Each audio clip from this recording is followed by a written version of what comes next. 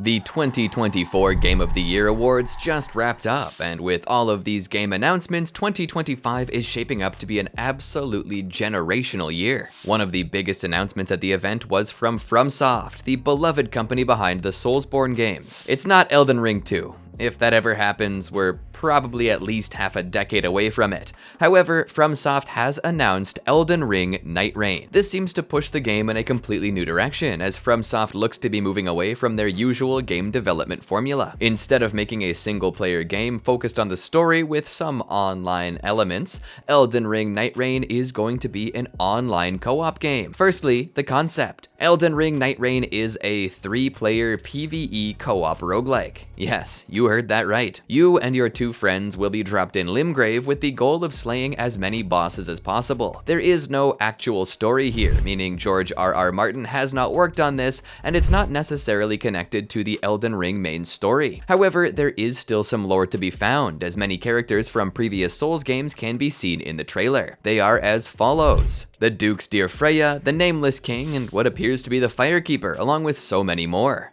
So it's basically a co-op boss rush mode, right? Well, no, this is FromSoft. Did you really expect them to be that lazy? You see, the concept of the game is that before each run, you and your team will select one of the final 8 bosses, and then you'll be dropped into the game. The 3 of you will have 2 days to prepare for the final fight, where you will spend time fighting, leveling up, and finding good gear. On the 3rd day, all the players will be teleported to a magical realm called the Spirit Shelter, where the fight with the chosen final boss will be held. To beat the game, your team has to defeat all 8 bosses and essentially survive for 24 days straight. While this would simply be enough for a spin-off game, there's so much more to understand. Firstly, all players will be allowed to explore all of Limgrave for all the battles. However, this does not mean that you will only be limited to items and enemies from Limgrave, as the loot will be randomized. This is where the roguelike part of the game shines. The world will remain static, like the location of caves, etc., but there will be no guarantee about the loot, and the loot has rarity levels as well. Furthermore, to make things even more interesting, there will be a weird zone thingy that will damage you if you stay inside of it, and this will eventually cover the whole map and only leave a small spot for you and your team to be inside of, and this is when a day would end. Because of these two mechanics, players will have to strategize heavily and focus on delegating tasks and prioritizing certain routes and areas. What makes this more interesting, for better or worse, is the character selection. Usually, Souls games give you a handful of classes to choose from, each with unique stats. In Elden Ring, you'd probably be fine with whatever class you choose, as you can still become OP as a guts build even if you choose to start as a prisoner. In Elden Ring Nightreign, players will only be able to choose from 8 pre-made characters with predefined roles and abilities. So far, we only have complete info on 4 of them. They're as follows. The first class is the Wilder, an armored knight who kinda looks like the guy on the box art of many Souls games. He wields a long sword by default. While he seems to be a sluggish heavy hitter, his abilities turn things upside down. His ability Claw Shoot is basically a grappling hook that can be used every 10 seconds. With this, players can either shoot it at an enemy, pulling them closer or flying towards them, or even better, attach it to the ground somewhere nearby to dodge an attack. His ultimate ability, called the Wedge of Invasion, sees Wilder charge up a massive attack and then launch it at an almost melee range on an enemy, dealing heavy damage. Players can hold down the button to make his attack even stronger too.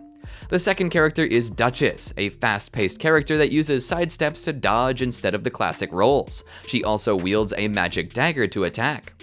Her ability Restage allows you to re-deal the damage you've done to enemies over the past few seconds. With the right amount of coordination, you can do insane amounts of damage.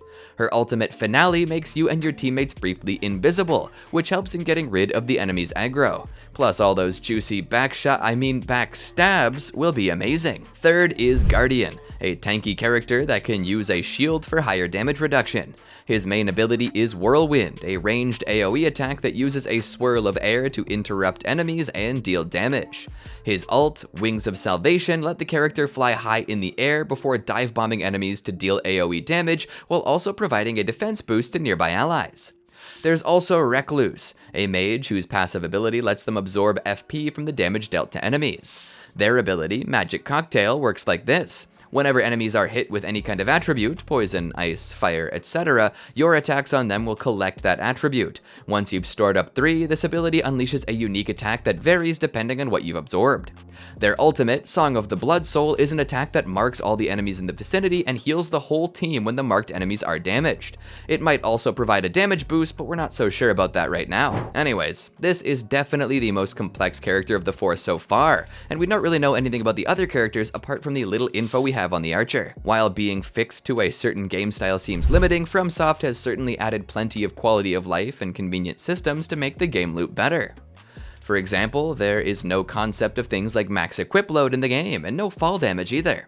Furthermore, players can visit the Roundtable Hold and get certain relics which will permanently boost their characters in a certain way, making later runs much easier. You can also revive your teammates by killing this maid thingy that spawns over the downed ally, but all of you die if no players are left standing. Traversal will be made much easier by spectral hawks, who will fly you from a certain point to another with great speed. And to heal at a site of grace, you need not sit down and rest. Simply passing by at a certain range will heal you instantly. All of this is done to allow players to use their time wisely, as the game does have a time limit. Furthermore, leveling up is now easier, as the game will simply level up the important stats for your character instead of having you allocate every single point. Sounds pretty sweet, right? But what if it's just a cash grab riddled with microtransactions?